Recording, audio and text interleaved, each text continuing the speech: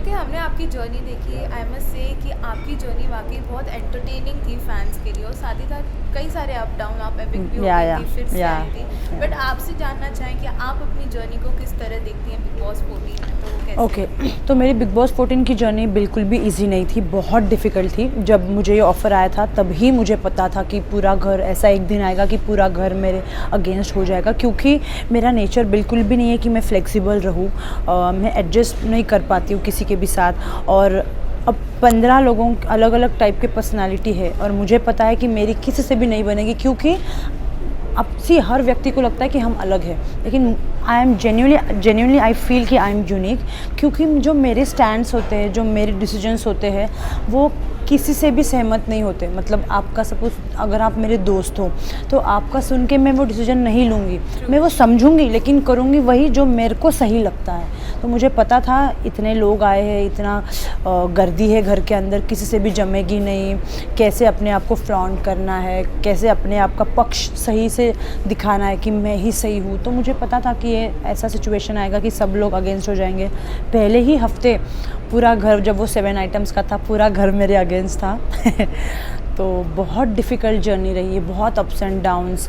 कोई मेरे साथ नहीं था एक्सेप्ट जान, कोई दोस्त नहीं था। सीनियर्स मेरे फेवर में थे, क्योंकि they know how to play game. तो गेम के हिसाब से अगर देखा जाए तो दे थॉट कि ये सही है लड़की जो भी है।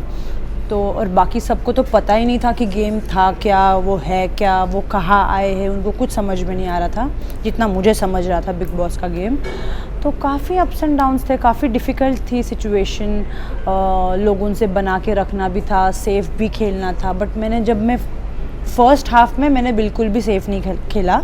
जो मेरे मन में आया मैंने बोला, जिसको मुझे नॉमिनेट करना था मैंने किया। मैंने अपने दोस्तों को भी कभी कभी डिच कर दिया, इरिटेट होके, फ्रस्ट्रेट होके। तो सेफ़ तो मैंने बिल्कुल नहीं खेला फर्स्ट हाफ में।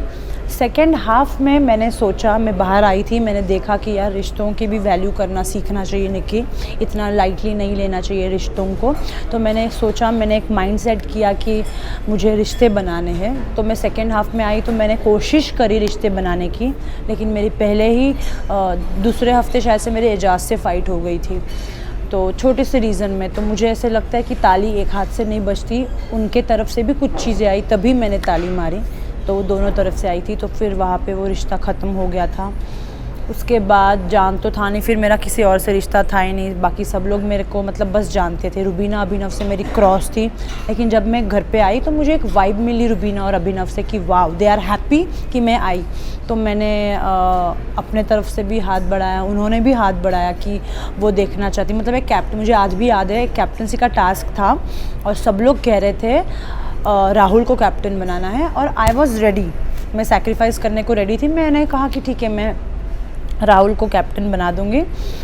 तो फिर रुबीना और अभिनव ऑब्वियसली राहुल के अगेंस्ट से, उन्होंने कहा कि नहीं निकी, हम उसको नहीं बनाएंगे। लेकिन रुबीना ने मुझे कहा था एज अ फ्रेंड, मैं अपनी तरफ से हाथ बढ़ा रही हूँ कि मैं, अगर वो सैक फेंकने का बारी आएगा तो मैं राहुल का सैक फेंक दूंगी, मैं तुझे कैप्टन बनाऊंगी। तो तब मुझे लगा वाह, सामने से अगर कोई हाथ बढ़ा रहा है तो आई शुड ऑल्सो। और तभी से हमारा रिश्ता शुरू हुआ and it went very beautifully. और अभी तक वो रिश्ता है और आगे भी हमेशा रहेगा, क्योंकि एक बॉन्ड अगर दिखता है तो आप उससे कभी लड़ोगे नहीं, है ना। अगर झगड़ा होता भी है तो आप शांत रहोगे, आप गलतियाँ एक्सेप्ट कर लोगे, आप चुप रहोगे, आप एकदम साइलेंट। तो वैसे मेरे और रुबीना की भी मतलब अंडरस्टैंडिंग में बनती नहीं थी, लेकिन जब वो मुझे समझाती थी मैं चुप बैठती थी, और जब मैं कहती थी तो वो भी चुप बैठती थी। हम दोनों अपने अपने पक्ष रखते थे, कितना सुनना है कितना नहीं, सुन लेते थे जी भर के, लेकिन करते हमारे थे, मन के थे।